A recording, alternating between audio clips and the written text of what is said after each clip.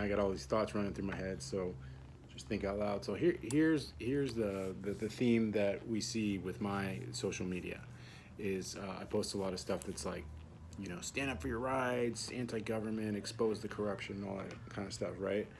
And then I'll post, and people will like that, and they'll gravitate towards it, and people who are, uh, awakening and stuff. And then there's the what happens is I'll post something on animal rights or veganism, plant based, things that are a big part of my life. And then I'll get the unfollows, the cognitive dissonance comments, and the sometimes hate. And and it's just this. That's the cycle this thing goes in. And what I would like to stress is the reason why that's such an important part of the process is because it's about it's about it's about changing ourselves first. It's about if we want a more compassionate world, we have to be more compassionate through our actions. If we want a more peaceful world, we have to be more peaceful through our actions. Um, and for me, the biggest test is that I failed for most of my life. The biggest test is how we treat the vulnerable and the innocent, right? Um, and there isn't anyone more vulnerable and innocent than children and farmed animals, because they're literally they rely on us for protection, food, everything, and so that's why it's a big part. It's a big deal. It's a big deal. Um, and I think I don't think there's anything more important that you can do than also put healthy food in your body. And now a lot of carnists, you guys are going to think that your meat is healthy, and you think you're eating the most uh, appropriate diet for you. And I will always disagree with you there, because I was that way my whole life. I was a big meat eater, athlete, and we had nutritionists telling us eat meat, etc. You need this for your protein and everything like that. And now that we know that the protein myth is just a fallacy, you actually don't need protein. You need amino acids. It's the protein that will get you in trouble with kidney stones, and the excess protein raises IGF-1 levels to unhealthy levels, and that causes a lot of growth of unwanted things like cancer cells and tumors, etc. So we don't want elevated IGF levels, and we don't want to create a mucus and acid-forming environment, because those also breed cancer cells, and they affect your microbiome and stuff. So there's a lot of aspects to this. There's the health aspect. There's the ethics, morality aspect, where you're violating natural law by taking away the rights of sentient beings who were born on this earth just like you and I were. And when we're born, we're a spark of the Creator, right? So the Creator of nature, the Creator of us. When you're born into this world, you have rights. You have inherent rights, and that's what we're dealing with right now, is enforcing those rights. That these tyrants, these subhumans, these psychopaths, they're trying to take away our rights, and they're trying to set up governments that that give us privileges and stuff, rather than teaching us that you guys have inherent rights, being born on this earth and being a divine spark of the Creator. You have rights, and no constitution or government can grant those rights. They are already inherent within you. And governments and constitutions are in place to protect those. That's all, So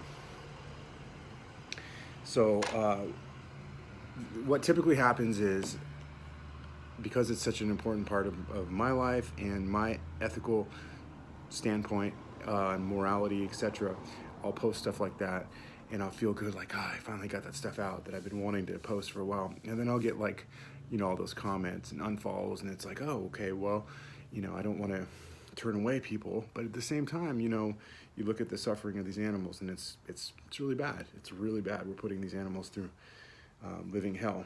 And so what I would want to portray to you is that in this truth movement and awakening process, it really starts with us being the change, and realizing that peace starts on our plate. Peace starts on our plate. So if we don't want, the kingdom of heaven is within.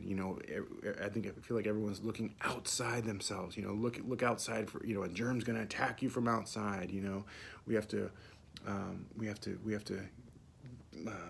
break through the firmament, or you can call it space, whatever, and go to Mars. We have to seek stuff outside ourselves, and I don't think that's true. I think we seek the kingdom within.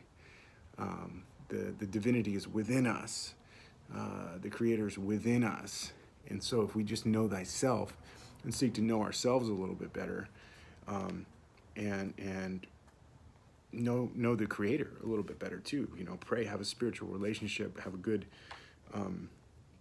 spiritual foundation to lean on, because you don't want to be worldly in this the way the world is now. If you're relying on politicians, you're gonna be let down. You're gonna be let down if you're like some in my family. If you're relying on politicians and government to be your saviors, you're gonna be let down. So my whole thing that I've been kind of preaching for years and turning a lot of people off. I think, I get a lot of like follow then unfollow, like, not that I'm checking my follower count or anything, and I'm not in this for followers. I'm in this to spread a message and to and to empower you with a better way to live, and a better way to I ultimately just want a better world. I want a better world to live in, where there's not all this suffering and ignorance and stuff, and people falling for the lies of known liars and the deception, all these like marketing ploys, like free range, and all these like, there's just so much deception in the germ versus terrain theory, with there's humane way to kill an animal. Like it's like John Rose says, once you have an idea implanted into you, not implanted, but kind of indoctrinated into you, and once you believe that wrong form of that wrong idea, you go a certain way, and you never should have gone that certain way, because that idea was wrong. It was deceitful, and it was meant to lead you astray. And so it's like, we have to go, instead of going to that road and then going the wrong way, we have to bring it back and learn the right ways of living again. And that sounds corny, like, what's the right way of living? And it sounds very subjective, right? But ultimately, there's some basic principles of natural law, and you basically, what's moral is correct, what's moral is right. What you would not want done to you, that's immoral. So if you obey the golden rule, and you don't violate the property rights of sentient beings, then you're more than likely in accordance with natural law, and you're not going against nature.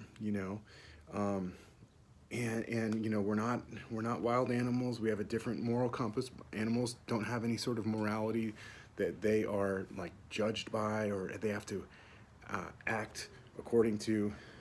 They're just trying to survive. They're trying to survive. They don't have egos like us, where they're very different. They're complex like us, but they're very different creatures as well. And the plant kingdom is very different as well, because they are sentient, but they don't feel pain. They don't have a subjective view of the world. They don't experience a wide range of emotions. But animals and humans do experience a wide range of emotions, and we do have a subjective view of the world, and we are not connected to the earth, so we're separate from the plants, And so the natural law is big for me. And Mark Passio, even though I think he is a gatekeeper, he has some good knowledge on, the morality aspect of natural law, and how it equates to our nutrition and what we put in our bodies. And then, you listen to guys like John Rose, and he's talking about how, there's all these steps of knowledge, and it starts with the food you eat. And, Dr. Sebi said the same thing, and it starts with the food you eat. And, it really starts with that information that you're giving your cells on, that starts with the food. And so if it comes from death and trauma, and to cortisol, stress, and they're given drugs and vaccines and stuff, even the free-range ones, grass-fed as well. If you're taking that in, the energy transference is real, and so your life, your decisions, your thoughts, your actions are going to be different based on what you're putting in your body. And so then if you have, fluoride and not clean water, and then you're putting death in your body as well, and then you're just more likely to be dumbed down and not healthy, and then you're vulnerable to all the shenanigans in this reality. So I guess my point of saying all this is just that I would hope that more people can kind of see where I'm coming from, and I'm not trying to like shame people into going vegan or anything like that. I'm not a militant vegan. There are some militant vegans out there who I like, but I don't operate that way. And I think, my sister was really patient with me for a long time. She was vegan before I was, and she was really patient. One day it just clicked for me when I saw slaughterhouse footage, and I've never been the same since. And it's like one of the best decisions I've ever made. I made it from a moral aspect, and then just wasn't that hard. You can replace meat with beans and mushrooms. You can have more, if you don't like tofu, just have beans and mushrooms more, and focus on realizing that when you have a big hearty salad with artichoke hearts and tomatoes and cucumbers, and you can throw in peppers, but like put the seeds in there too, and just get it nice, meaty, if you will, salad. And you're realizing that you're putting vitamins, minerals, and amino acids in your body, and that's what you really need. You don't need the protein. And that's what this whole thing is predicated on, is the deception, is because they know if you're putting an overabundance of protein in your body, you're going to have disease, because our body doesn't need protein. We need amino acids, and then we build protein naturally. Just like we don't need excess cholesterol. I'm blanking right now. I didn't sleep much last night. I couldn't really sleep much. A lot of thoughts going on, but you don't need cholesterol. We don't need dietary cholesterol. We need the good fats. We need not saturated fat. We don't need cholesterol. Our body builds cholesterol naturally, so we need to give it the amino acids, the minerals. Our food supply has been kind of toxified a little bit, and we are eating a lot of hybrids, and it's not perfect by any means, but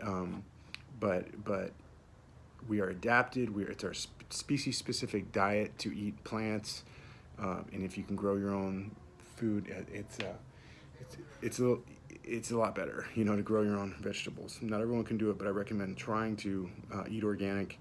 And growing your own fruits and vegetables if you can. We're working on it. We're building on our garden, and that's all you can really do. It's just, try to get better, a little bit better each step you take. I have a wall up here of things I want to do and get accomplished. So, write out your goals, look at them, study them, have a game plan, and just try to get a little bit better every day. And I just think the moral aspect of not violating natural law, and treating others like you'd want to be treated, and just putting yourself in the place of these vulnerable beings, like these kids that are getting treated by these pedophiles, and just the worst things you can imagine. But the animals are also going through those same things, as far as just like being torn away from their family members, being totally exploited their short life, and then sent to the slaughterhouse. Just thanks for coming. No love at all. And we know our animal companions, they're like loving. They want love. They want to be protected, and that's what we're supposed to be doing. We're supposed to be stewards. We have dominion, which means control, which means I have control over you. It doesn't mean I'm going to enslave you and exploit you and murder you. I think that's what our controllers are doing to us, and they're psychopaths. They don't have empathy. So we don't want to be like our controllers. We want to be the opposite. And I really think if we operate from that moral standpoint, and we're now putting in something in our bodies that is our species-specific diet, and then that'll change our thoughts and our actions. And I really think it's huge. And I know you carnists who are truthers don't want to hear this, but I think there's definitely some truth to it.